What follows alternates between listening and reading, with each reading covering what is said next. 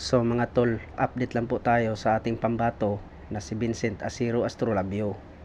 Dahil po ay kakatapos lang po ang laban, ay nakuha ang panalo niya by round 11 technical knockout. Tinalo po niya ang Thai fighter na si Nawapon kay Kanha. Magandang balita to para kay Vincent Asiro Astrolabio. Dahil po ay maglaban na po siya sa world title fight. Hindi pa natin alam kung kailan. Ang siguradong makakalaban niya mga tol, yung may hawak ng WBC sa bantamweight, itong si Alexandro Santiago.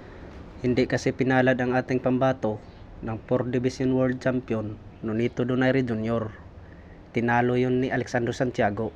Magandang laban to mga tol, pag matutuloy ang laban ng Astrolabio versus Santiago. Dahil po ay parihong malalakas. Banat ni Astrolabio mga tol, ay sigurado na daw siya na maagaw na yung belt ni Alexandro Santiago.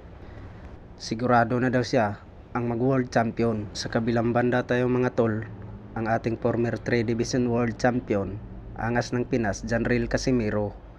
Dahil po ay nagsalita na po ang kanyang promoter ng Treasure Boxing Promotion.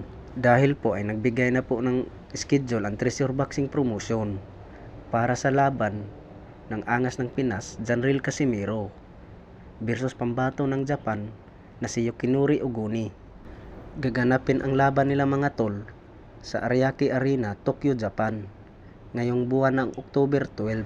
Sabi ng angas ng Pinas Janril Casimiro ay hindi daw siya nagkukumpiyansa itong si Yukinori Oguni dahil po ay nakita daw nito ang mga laban ay malalakas daw ito. Pero sa interview ng angas ng Pinas Janril Casimiro mga tol, ay sabi niya ay malayo lang daw itong si Yukinori sa lakas niya. Sabi ni Yukinori Oguni ay nagkakamali daw ang ating pambato ng angas ng Pinas Janril Casimiro na siya ang nakakalaban. Ay ibig sabihin yan mga tol, ay tatalunin lang daw ang ating pambato ng angas ng Pinas Janril Casimiro.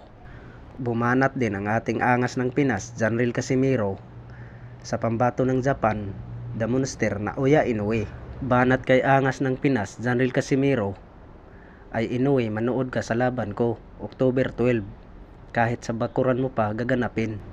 Ibig sabihin yan mga tol, ay hindi natatakot ang ating angas ng Pinas Janril Casimiro.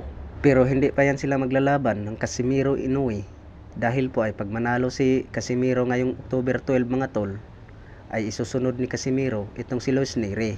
Pag matagumpay pa talaga ni angas ng Pinas Janril Casimiro itong si Luis Neri, ay sigurado na yan mga tol, ay magiging mandatory sa WBC sa Super Bantam ang angas ng Pinas Janril Casimiro. Sigurado na yan mga tol, ay hindi na makailag ang the monster na Naoya Inoue basta hindi lang umakyat ng ibang dibisyon. Dahil po ay marami talagang nag-aabang na magkalaban na ang Inoue versus Casimiro. So hanggang dito lang tayo mga tol, maraming salamat sa inyong panonood.